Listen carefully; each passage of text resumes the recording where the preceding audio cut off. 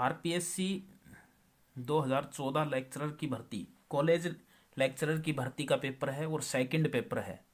और इसमें लगभग हिंदी साहित्य का इतिहास जो है वो शामिल है, और हिंदी साहित्य के इतिहास के ही प्रश्न जो है वो इसमें शामिल हैं। दूसरा भाग है, पहले भाग में काव्य शास्त्र भी था और कुछ रचनाएं भी शामिल थी।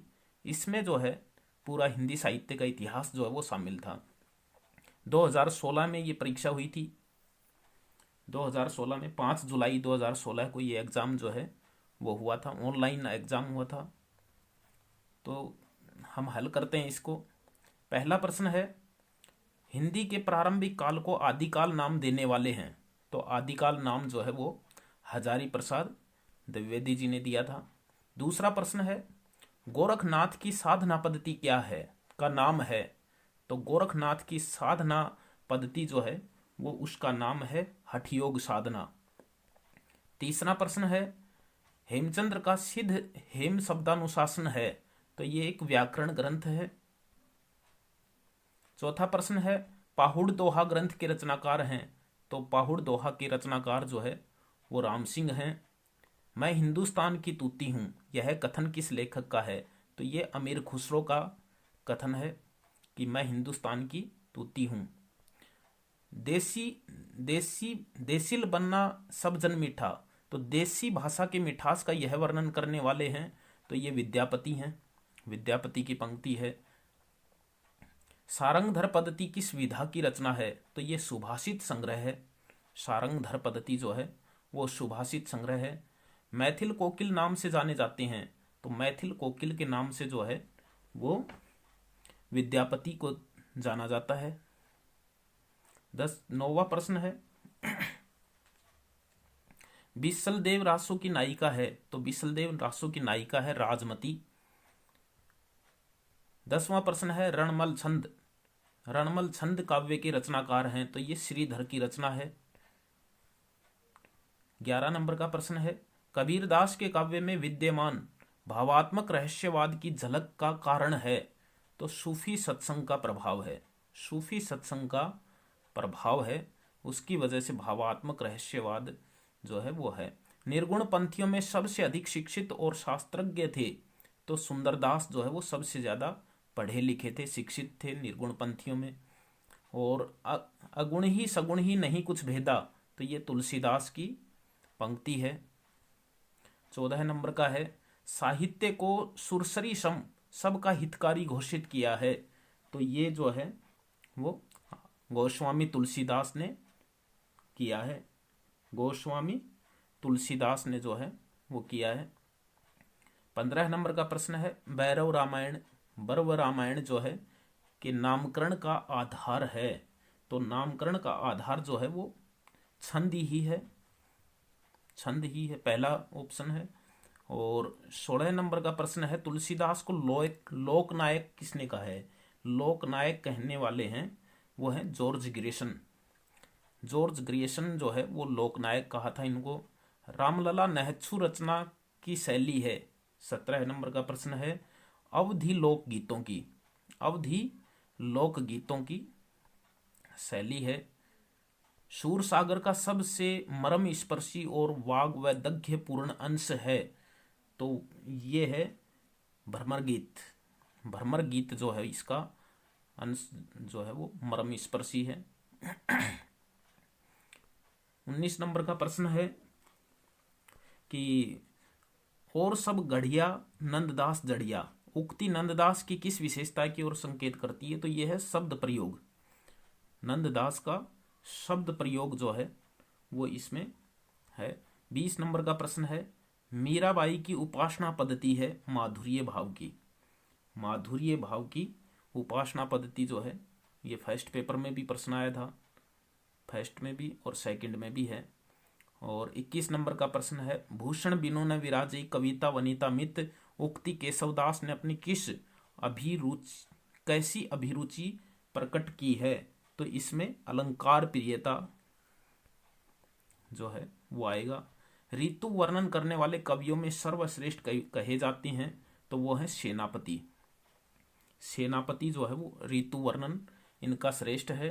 23 नंबर का प्रश्न है, आचार्य रामचंद्र शुक्ल रीतिकाल का प्रथम आचार्य किसे मानते हैं?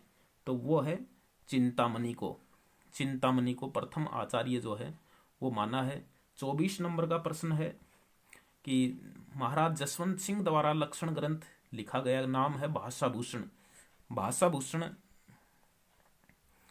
जसवंत सिंह का है। 25 नंबर का प्रश्न है कि अली कली ही शो बंध्यो आगे कौन हवाल, उक्ति में कवि बिहारी कौन सा रूप प्रकट हुआ है? बिहारी का उद्बोधक रूप जो है इसमें प्रकट हुआ है। 26वां प्रश्न है जयपुर नरेश जगत सिंह के आश्रय में रहते हुए पद्माकर ने कौन सा लक्षण ग्रंथ लिखा था? तो इसमें इन्होंने जगत विनोद लिखा था।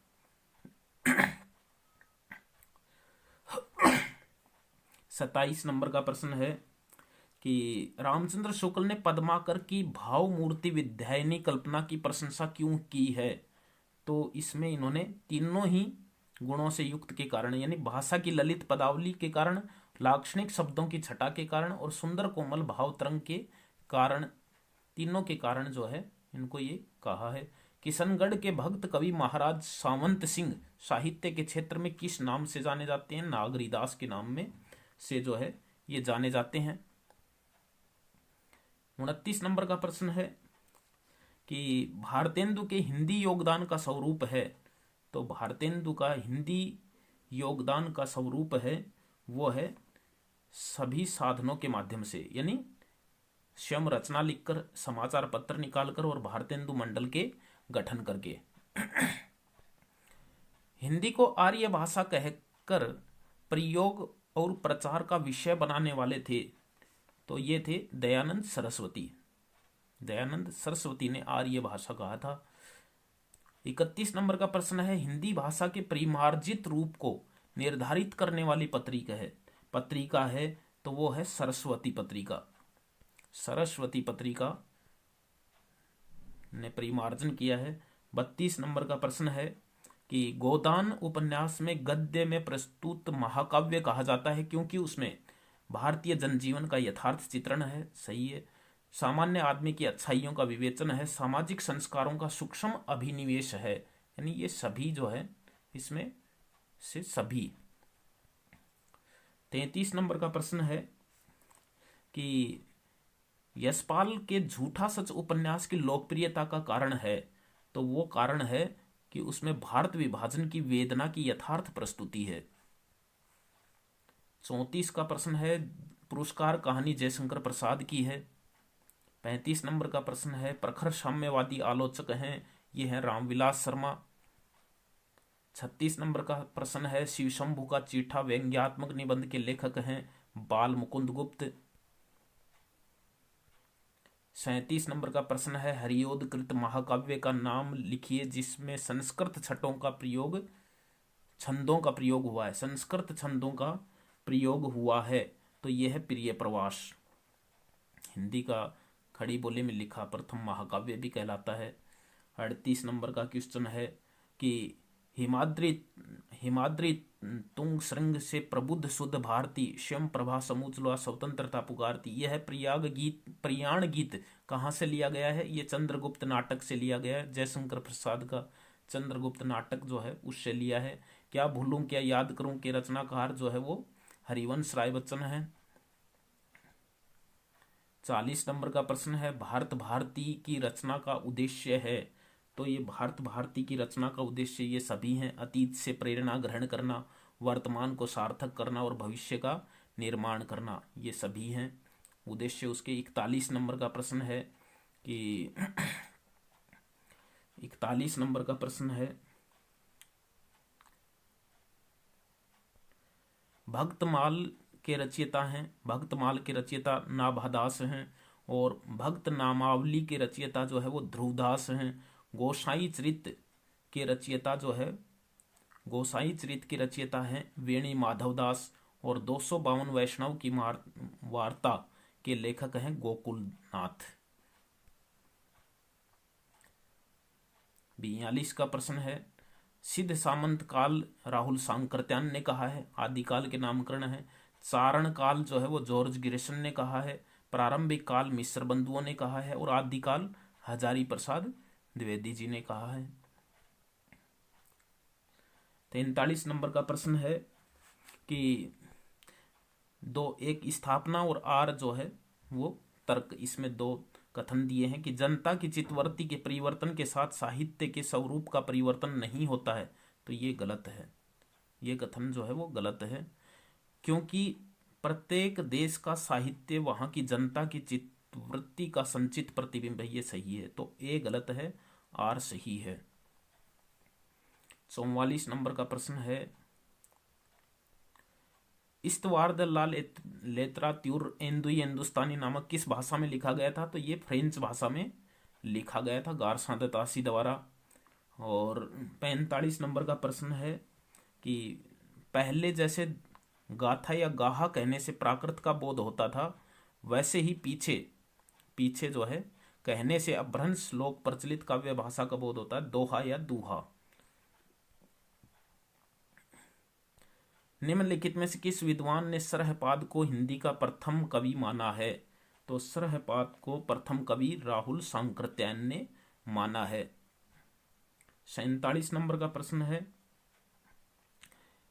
आचार्य रामचंद्र शुक्ल ने रासो शब्द का संबंध किस शब्द से माना है, तो वो रसायन से जो है इन्होंने माना है। रसायन से रासो की उत्पत्ति मानी है शुक्ल जी ने। पृथ्वीराज विजय नामक छंद के आधार पर पृथ्वीराज रासो को अप्रामाणिक रचना मानने वाले हैं डॉक्टर वूलर। डॉक्टर वूलर जो है इन्होंने इसको अप्रामाणिक जो है वो माना है। गद्य पद्य मिश्रित चंपू काव्य की प्राचीनतम हिंदी कृति कौन सी है, तो ये है राहुल वेल। राहुल वेल जो है वो शिलांकित रचना मानी जाती है, शिला पर लिखी। अब देखिए रचनाओं को सुमेलित कीजिए। विशल देव रासो जो है वो नरपति नालह की रचना है। खालिक बारी अमीर खुसरो की रचना है। भरतेश्वर बाहुबली रास जो है वो शालिभद्र सूरी की है। दोहा कोश जो है वो सरहपाद की रचना है। पृथ्वीराज रासो हिंदी का प्रथम महाकाव्य है, ऐसा मानने वाले विद्वान हैं आचार्य शुक्ल। 52 नंबर का प्रश्न है कि कौन सा ग्रंथ हजारी प्रसाद द्विवेदी द्वारा लिखा नहीं गया है, तो हिंदी साहित्य की भूमिका भी लिखा है, उद्भव और विकास भी लिखा है, आदिकाल भी इन्होंने लिखा है। हिंदी साहित्य का दूसरा इतिहास इन्होंने नहीं लिखा है। The modern vernacular literature of northern Hindustan का अनुवाद हिंदी साहित्य का प्रथम इतिहास नाम से करने वाले हैं, तो ये अनुवाद जो है वो किशोरीलाल गुप्त ने किया है। हिंदी के अंदर इसका ये अंग्रेजी में लिखा हुआ था। स्वतंत्र पुस्तक के रूप में प्रकाशित होने से पूर्व आचार्य शुक्ल का हिंदी साहित्य का इतिहास किस रूप में प्रकाशित हुआ, वो हुआ हिंदी शब्द सागर की भूमिका के रूप में। हिंदी शब्द सागर की भूमिका के रूप में जो है वो इसका प्रकाशन हुआ था। 16वीं 17वीं सदी के युग को भक्ति काल हिंदी काव्य का स्वर्ण युग मानने वाले प्रथम विद्वान हैं, तो ये हैं जॉर्ज ग्रिशन। जॉर्ज ग्रिशन ने जो है वो इसको हिंदी का स्वर्ण युग माना है। हिंदी रीति ग्रंथों की परंपरा चिंतामणि त्रिपाठी से चली, अतः रीतिकाल का आरंभ उन्हीं से मानना चाहिए, तो ये जो है ये आचार्य शुक्ल ने माना है। ये प्रश्न आ भी चुका है दूसरे हिसाब से। 57 नंबर का प्रश्न है कि हिंदी दो स्थापनाएं हैं, स्थापना और तर्क। ये है कि हिंदी काव्य क्षेत्र में कवि और आचार्य एकीकरण का प्रभाव अच्छा नहीं रहा। ये सही है, क्योंकि आचार्य तब जिस सूक्ष्म प्रियालोचन शक्ति, तो ये ए और आर दोनों जो है वो कथन सही है।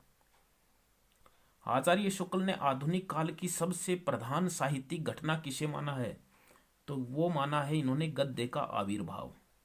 गद्य के आविर्भाव को सबसे प्रधान साहित्यिक घटना इन्होंने माना है।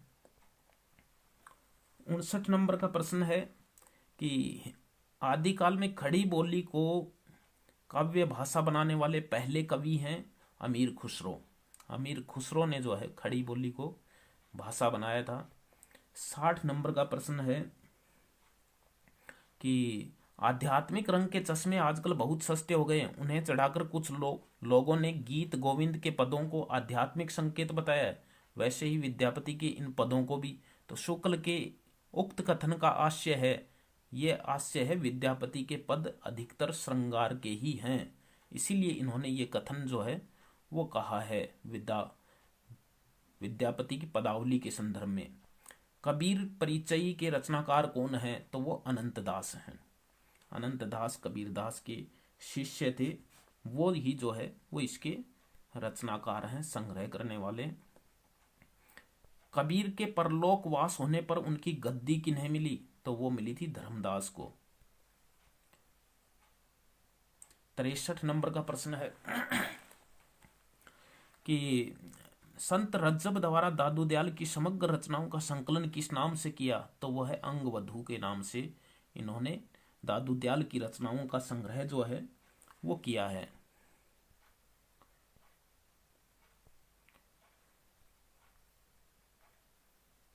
अच्छा, 64 नंबर का प्रश्न है कि निम्नलिखित में से किस संत का साधना क्षेत्र कभी भी राजस्थान नहीं रहा?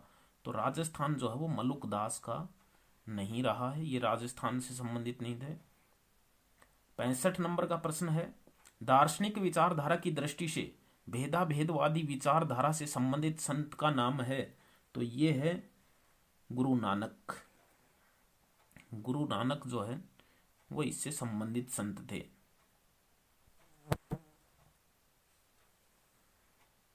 निम्नलिखित में से कौन सा संत रामानंद का शिष्य नहीं है? तो धर्मदास जो है ये कबीर का शिष्य था, रामानंद का शिष्य नहीं था। 67 नंबर का प्रश्न है कि मृगावती के रचनाकार कुतुबन थे, सत्यवती कथा की ईश्वरदास चंदायन मुल्ला दाऊद की रचना है, और हंसावली असाहित्य की रचना है। सुमेलित करना था इन्हें। और 68 का प्रश्न है विशिष्टाद्वैतवाद रामानुजाचार्य का है, शुद्धाद्वैतवाद जो है वो वल्लभाचार्य का है, अद्वैतवाद शंकराचार्य का है, और द्वैताद्वैत जो है ये निम्बकाचार्य का है।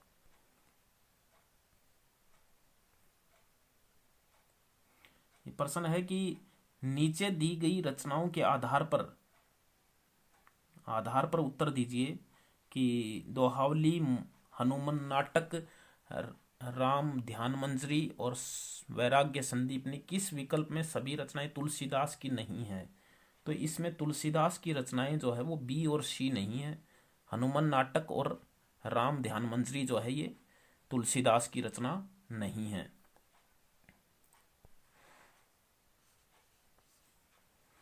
भक्ति काल में किस कवि का ब्रज व अवधी दोनों भाषाओं पर समान अधिकार था? तुलसीदास का।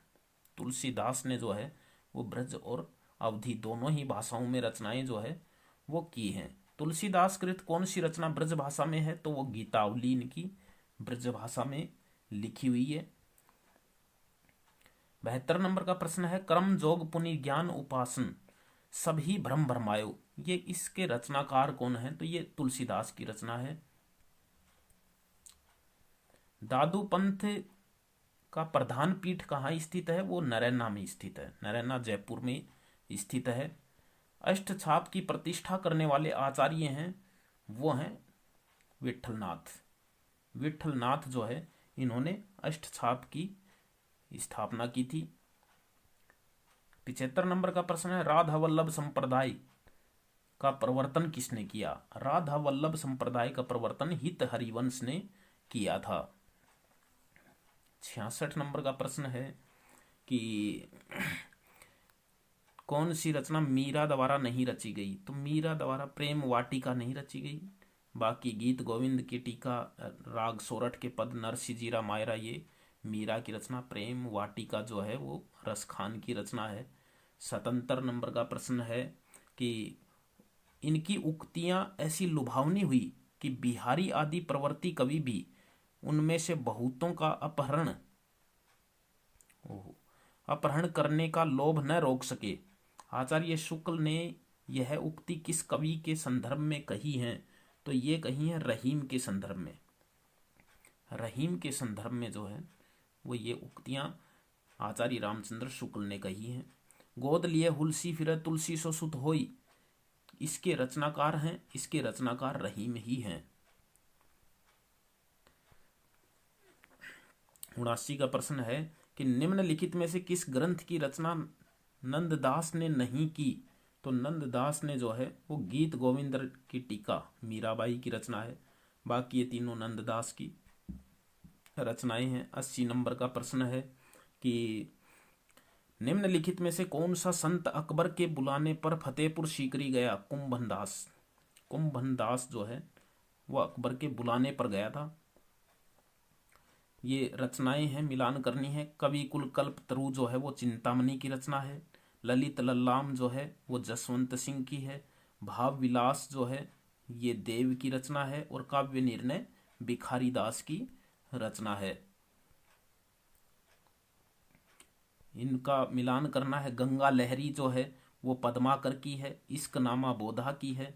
विरह लीला घनानंद की है। और शिवा बावनी जो है वो भूषण की रचना है।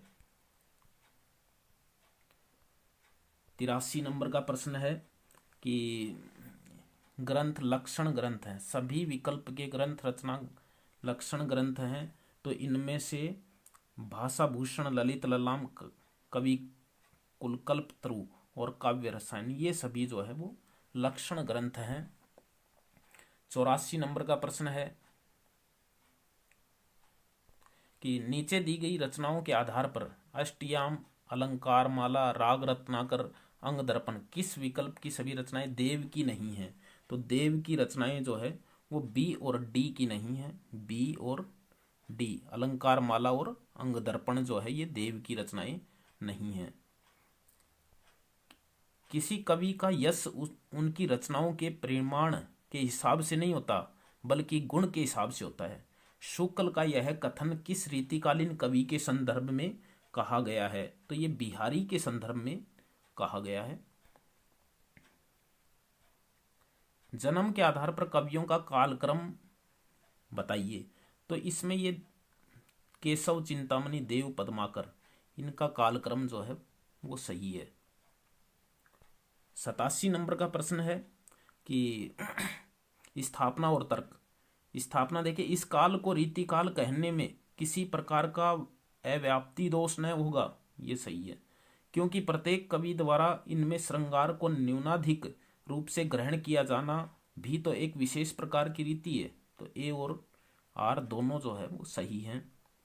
88 का है निम्नांकित में से किस ग्रंथ में सभी काव्यांग विवेचनों का विवेचन किया गया? सर्वांग विवेचन किस ग्रंथ में किया गया है? तो सर्वांग विवेचन जो है वो कवि कुल कल्पतरु में किया गया है।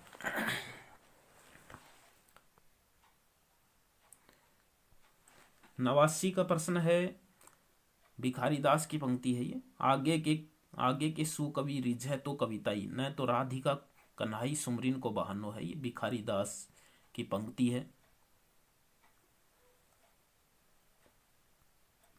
मतीराम का ग्रंथ नहीं है तो रसराज तो है। रसराज है, रस रहस्य नहीं है इनका। रस रहस्य जो है वो इनका नहीं है।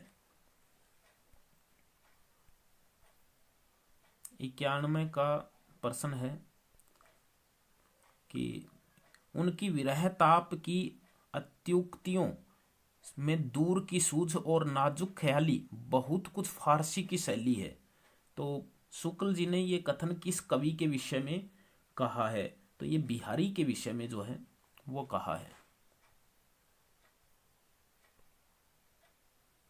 92 का प्रश्न है कि उनके द्वारा बड़ा भारी कार्य यह हुआ कि रसों और अलंकारों के बहुत ही सरस और हृदयग्राही उदाहरण प्रचुर परिणाम में उपस्थित हैं, क्योंकि इन रीति ग्रंथों के कर्ता भावुक सहृदय निपुण कवि थे। ये दोनों ही सही हैं। ए और आर दोनों सही हैं। 93 का प्रश्न है कि भूषण की कविता कवि की कीर्ति संबंधी एक अविचल सत्य का दृष्टांत है। ये सही है, क्योंकि जिसकी जनता का हृदय स्वीकार करता है, उस कवि की कीर्ति तब तक बरकरार बनी रहती है जब तक उनकी स्वीकृति बनी रहती है। ए और आर दोनों सही हैं इसमें। ये प्रश्न देखिए 94 का, प्रेम मार्ग का ऐसा प्रवीण धीर पथिक जमाबाजी का ऐसा दावा रखने वाला ब्रज भाषा का दूसरा कवि नहीं है। आचार्य शुक्ल का उक्त कथन किस रीतिकालीन कवि के संदर्भ में कहा गया है? तो ये घनानंद के संदर्भ में कहा गया है। 95 का प्रश्न है,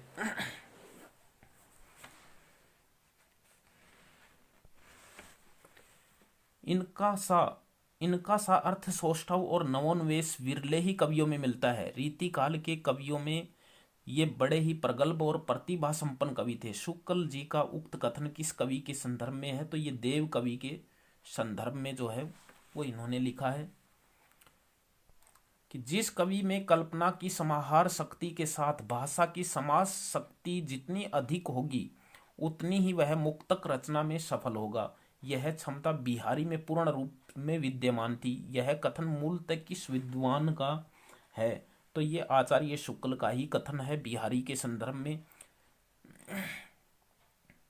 रीतिकाल में नीति विषयक काव्य की रचना इनमें से किसने नहीं की है?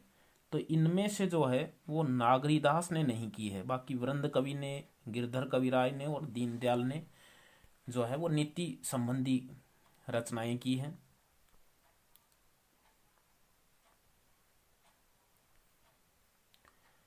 98 का प्रश्न है कि निम्नलिखित में से कौन सी विशेषता रीति मुक्त काव्य स्वच्छंदतावादी काव्य की मुख्य विशेषता नहीं है? तो शैल्पिक चमत्कार प्रदर्शन यानी शिल्प से संबंधित चमत्कार प्रदर्शन जो है वो रीति मुक्त कवियों की विशेषता जो है वो नहीं रही है। 99 नंबर का प्रश्न है कि हिंदी काव्य शास्त्र की निम्न कृतियों का कालक्रम क्या है? तो इनका कालक्रम जो है वो रसिक प्रिया, कविकुल कल्पतरु, रस रहस्य और काव्य निर्णय, ये इनका क्रम है। इनमें से आचार्य रामचंद्र शुक्ल से संबंधित कौन सा कथन सही नहीं है? तो इनमें से जो है वो ये कथन सही नहीं है, सही नहीं है। तो आचार्य रामचंद्र शुक्ल का ये कथन जो है वो सही नहीं है। उन्होंने अंग्रेजी में लिखी पुस्तक बुद्ध चरित्र नाम से खड़ी बोली हिंदी में पद्यानुवाद किया था, ये सही नहीं है। आचार्य रामचंद्र शुक्ल की समीक्षा पद्धति से संबंधित कौन सा कथन गलत है? तो इनमें से जो है ये कथन गलत है। समीक्षा के सैद्धांतिक मापदंड स्थापना के ऐतिहासिक, ये गलत है। बाकी इन्होंने ये तीनों कथन जो है वो सही हैं। समीक्षा का युगानुरूप नवीनता प्रदान की, भारतीय ढांचा रहने दिया और बाह्य और रचना विधान पश्चिम से लिया, बाकी ये सही है। ये जो है ये गलत कथन है। 102 का प्रश्न है कि कालजयी समीक्षक आचार्य रामचंद्र शुक्ल श्रुति मार्ग से नहीं मुनि मार्ग के अनुयायी थे, ये सही है। मुनि मार्ग के अनुयायी थे समीक्षा के क्षेत्र में, क्योंकि किसी विचार या सिद्धांत को वे गतानुगतिक रूप में स्वीकार न कर अपने विवेक की कसौटी पर कसने के बाद ही स्वीकार करते थे। ये दोनों कथन सही हैं। अब देखिए, नंद दुलारे वाजपेयी की समीक्षा पद्धति से संबंधित कौन सा कथन सही नहीं है? तो इनमें से ये कथन सही नहीं है। शुक्ल के सिद्धांतों को यथावत स्वीकार कर छायावादी काव्य की सौंदर्य शास्त्रीय समीक्षा की, ये कथन सही नहीं है। उन्होंने यथावत स्वीकार जो है वो शुक्ल जी को नहीं किया था।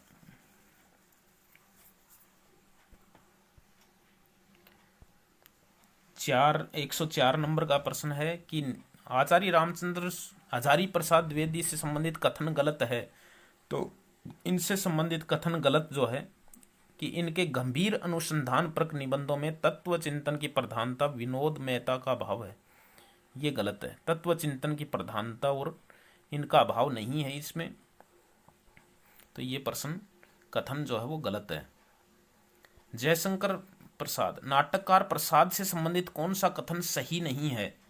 तो इसमें से जो है उन्होंने नाटक रंगमंच को ध्यान में रखते हुए लिखे हैं, पूर्णतः अभिनयी हैं। तो ये गलत है, क्योंकि उनके नाटक जो है वो रंगमंच को ध्यान में रखकर जो है वो नहीं लिखे गए हैं। बाकी ये कथन सही है कि प्रथम नाटककार हैं जिन्होंने पात्रों को स्वतंत्र व्यक्तित्व प्रदान किया, सभी पात्रों में गत्यात्मकता परिवर्तन की आकांक्षा है, नाटक के माध्यम से प्रसाद ने सांस्कृतिक पुनरुत्थान का स्तुत्य प्रयास किया। ये सही है। प्रसाद के नाटकों और उनके पात्रों से संबंधित कथन सही नहीं है। तो ये जो है ये इसमें चाणक्य लक्ष्य सिद्धि के लिए साधन की पवित्रता को आवश्यक मानता है, ये कथन जो है वो गलत है, सही नहीं है। बाकी सही है। ध्रुव स्वामिनी नारी अधिकार की आवाज बुलंद करती है, सही है। काव्यात्मकता प्रसाद के नाटकों की बहुत बड़ी विशेषता है, ये भी सही है। स्कंदगुप्त मातृभूमि के उद्धार के लिए अकेला युद्ध करने को तैयार है, ये भी सही है।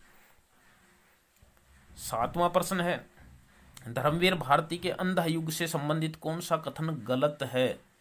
तो इसमें जो है वो यह एक गीति नाट्य है जिसमें महाभारत युद्ध के प्रारंभ को आधार बनाया गया है, ये सही है।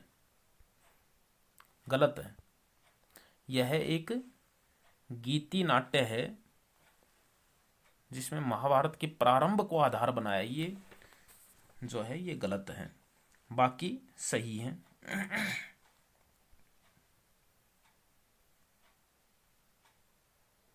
ये हटाया हुआ प्रश्न है।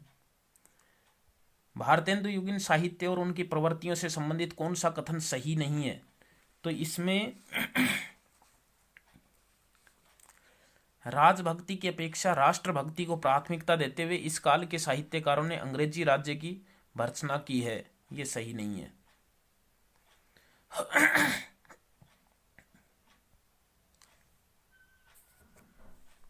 भारतेंदु हरिश्चंद्र से संबंधित कौन सा कथन सही नहीं है? तो इसमें जो है गद्य और पद्य दोनों में ही उन्होंने खड़ी बोली हिंदी का ही व्यवहार किया है, ये सही नहीं है। उन्होंने ब्रज भाषा में भी रचनाएं जो है वो लिखी है। 111 नंबर का प्रश्न है कि इनमें से किस कवि या साहित्यकार का संबंध भारतेंदु काल से नहीं है?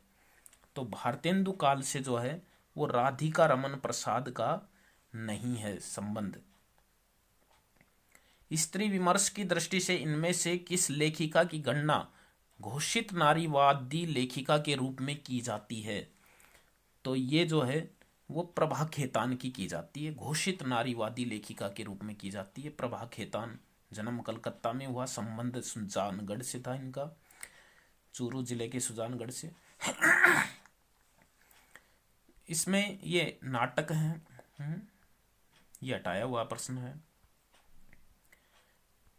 114 नंबर का प्रश्न देखिए कि भारतेंदु कालीन नाटकों की रचना मूल उद्देश्य से संबंधित कौन सा कथन सही नहीं है? तो परिनिष्ठित भाषा का विकास विस्तार करना, ये सही नहीं है, ये सही नहीं है इसमें। बाकी सही है।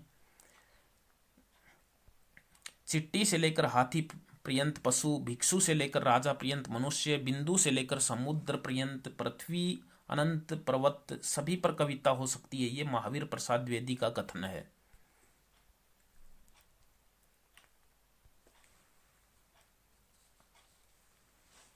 भारतेंदु कालीन पत्र पत्रिकाओं में प्रकाशित विषय वस्तु से संबंधित कौन सा कथन गलत है?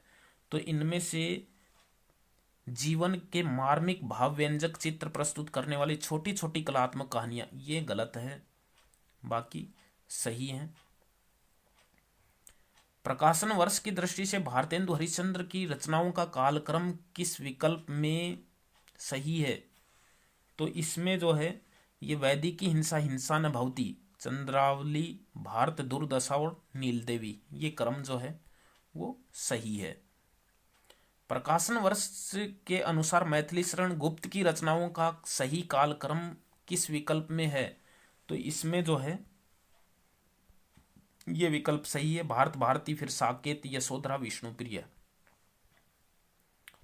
राम नरेश त्रिपाठी द्वारा संकलित संपादित कविता कौमुदी संग्रह से संबंधित कौन सा कथन सही है? तो इसमें जो है यह 10 खंडों में विभक्त है। ये कथन जो है वो सही है, सही नहीं है। हाँ, ये 10 खंडों में नहीं है, ये कथन जो है वो सही नहीं है।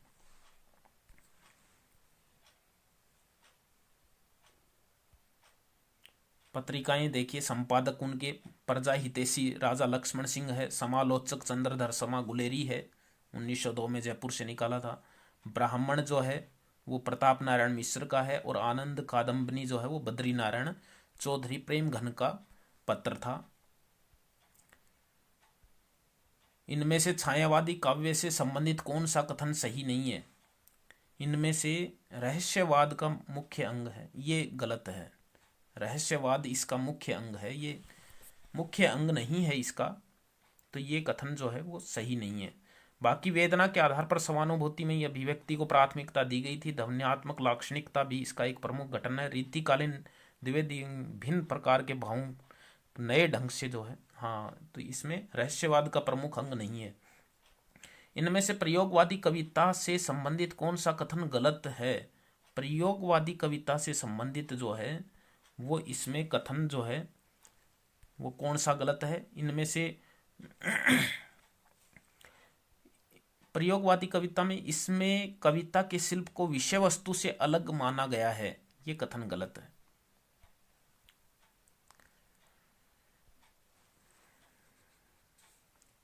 नई कविता से संबंधित कौन सा कथन सही नहीं है? नई कविता से संबंधित यह आधुनिकता और समसामयिकता के संदर्भ में विराट मानव के महत्व को स्थापित करना, ये कथन जो है वो सही नहीं है। इनमें से किस कवि की रचनाएं तार सप्तक में नहीं है? तो शकुंतला माथुर की नहीं है, पहले तार सप्तक में नहीं थी। और इनमें से किस कवि की रचनाएं तीसरे सप्तक में हैं? तो तीसरे सप्तक में इनमें से किस कवि की रचनाएं तीसरा सप्तक में है? केदारनाथ सिंह की हैं। इनमें से किस कवि की रचनाएं दूसरा सप्तक में नहीं है? तो दूसरे सप्तक में जो है वो इनमें से कुंवर नारायण जो है वो नहीं है, क्योंकि ये भी तीसरे का है। इनमें से किस कवि की रचनाएं चौथा सप्तक में हैं? तो इनमें से चौथा सप्तक में जो है वो नंद किशोर आचार्य की हैं।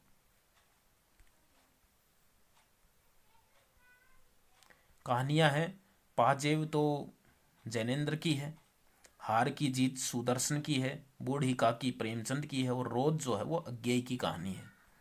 रोज,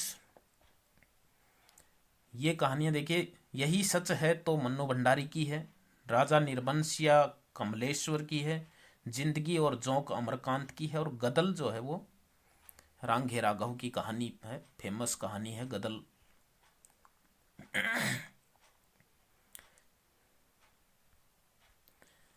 130 का प्रश्न है। इसमें ममता कालिया की कहानी है उसका यौवन, और नासिरा शर्मा की कहानी है पत्थर गली, और अलका सरावगी जो है उसकी कहानी है कहानी की तलाश में, और मेहरुनिशा परवेज जो है इनकी कहानी है अंतिम चढ़ाई। देखिए, चित्रलेखा भगवती चरण वर्मा का उपन्यास है। कब तक पुकारूं, ये रांघे राघव का है। परती परी कथा फणीश्वरनाथ रेणु का है, और मानस कहन अमृतलाल नागर का उपन्यास है, तुलसीदास पे लिखा हुआ। तमस जो है वो भीष्म साहनी का है, देश विभाजन की त्रासदी पर क्रू क्रू स्वाहा जो है वो मनोहर श्याम जोशी का है, राग दरबारी श्रीलाल शुक्ल का है, और आधा गांव जो है वो राही मासूम रजा का उपन्यास है। देखिए, माखनलाल चतुर्वेदी कृत साहित्य देवता की गणना किस गद्य विधा के अंतर्गत आती है? तो ये निबंध, भावात्मक निबंध जो है वो इसमें लिखे हुए हैं। 134 नंबर का प्रश्न है कि 134 नंबर के प्रश्न में प्रकाशन की दृष्टि से अज्ञेय के काव्य रचनाओं का सही क्रम है। तो इसमें सही क्रम जो है वो बावरा अहरी इंद्रधनु रोंदे हुए, अरि ओ करुणा प्रभा में, आंगन के पार द्वार, ये इसका सही क्रम है। ये देखिए, ये 135 नंबर का प्रश्न है। राजी सेठ की कहानी जो है वो तीसरी हथेली है। राजी सेठ तीसरी हथेली है राजी सेठ की। और श्याम प्रकाश जो है सूरज कब निकलेगा, जिनका हाल ही में अभी निधन हो गया। और बिस्मिल अब्दुल बिस्मिल जो है इनकी अतिथि देवो भव है।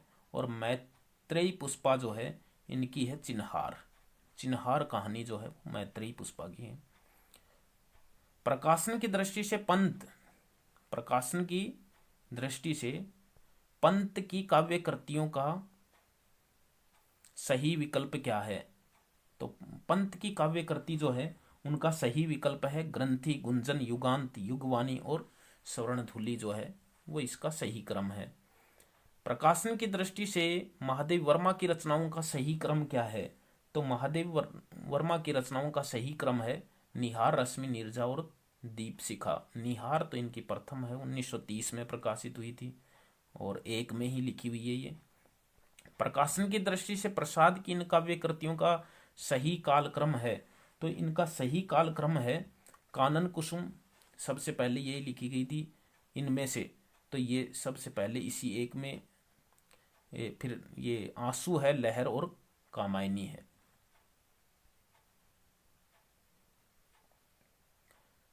ये देखिए, संशय की एक रात जो है वो तो नरेश मेहता की है। चांद का मुंह टेढ़ा जो है वो गजानन माधव मुक्तिबोध की है। आत्महत्या के विरुद्ध रघुवीर शाही की है। और संसद से सड़क तक जो है वो धूमिल की रचना है।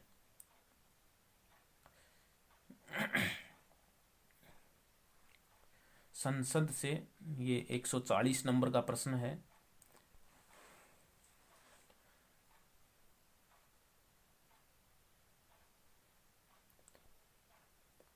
अशोक वाजपेयी की रचना है एक पतंग अनंत में। ऋतुराज की अंगिरस रचना है।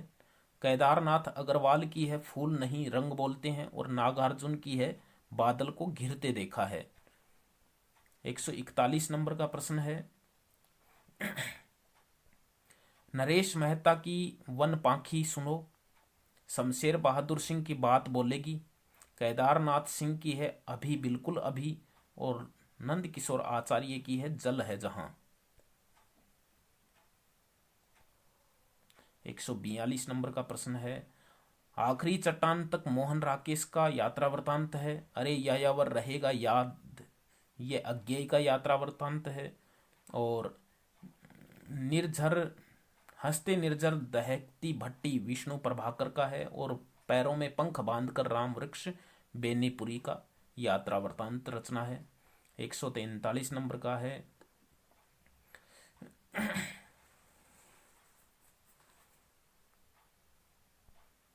मरनाल पांडे का उपन्यास है पटरंग पुराण, प्रसिद्ध उपन्यास है मरनाल पांडे का। और राजी सेठ का तत्सम जो है ये भी एक प्रसिद्ध उपन्यास है। ये महिला लेखिकाएं हैं। सूर्य बाला जो है इसका है अग्निपंखी। सूर्य बाला का है, हाँ, अग्निपंखी जो है वो सूर्य बाला का है। और मैत्रेयी पुष्पा का है इदनम। ये देखिए, झूठन ओम प्रकाश वाल्मीकि की आत्मकथा है। अपने अपने पिंजरे जो है वो मोहनदास नैमिषारण्य की है। और अर्ध कथा डॉक्टर नगेंद्र की है। और अपनी धरती अपने लोग जो है ये रामविलास शर्मा की आत्मकथा है। संस्मरण या रेखा चित्र देखिए कि चेतना के बिंब जो है ये तो डॉक्टर नगेंद्र की रचना है। स्मृति की रेखाएं महादेवी वर्मा की है। दीप जले शंख बजे जो है वो कन्हैया लाल मिश्र प्रभाकर की है। और हम हसमत जो है वो कृष्णा सोबती की रचना है। 146 नंबर का प्रश्न है। किस साहित्यकार ने राष्ट्र यानी मातृभूमि को सगुण मूर्ति सर्वेश की संज्ञा यानी कहकर इसकी वंदना की है? 146 नंबर का प्रश्न है। मैथिली शरण गुप्त ने जो है वो मातृभूमि को सगुण मूर्ति सर्वेश कहकर के इसकी वंदना की है।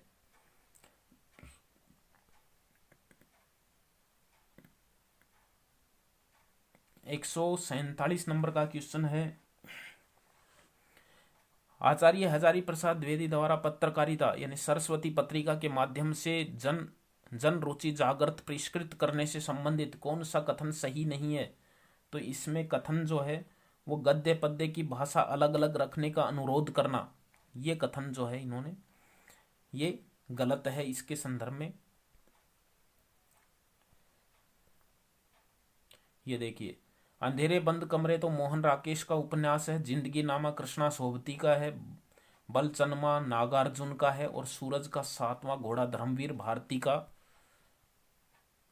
149 नंबर का प्रश्न है, रानी केतकी की कहानी इंशाल्लाह खां की कहानी है। भाषा योग वशिष्ठ जो है ये राम प्रसाद निरंजनी की रचना है।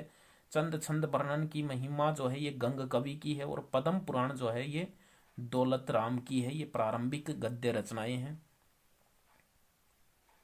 अंतिम क्वेश्चन है कि तुलसीदास की निराला की रचना है। वैदेही वनवास जो है ये अयोध्या हरियोद की है, अयोध्या सिंह उपाध्याय हरियोद। हिम तरंगिनी जो है ये माखनलाल चतुर्वेदी की रचना है और रसवंती जो है ये दिनकर की रचना है। तो ये लगभग सभी क्वेश्चन जो है ये हिंदी साहित्य के इतिहास से संबंधित थे। फिर मिलेंगे अच्छे प्रश्नों के साथ, अच्छे पेपर के साथ। तब तक बाय।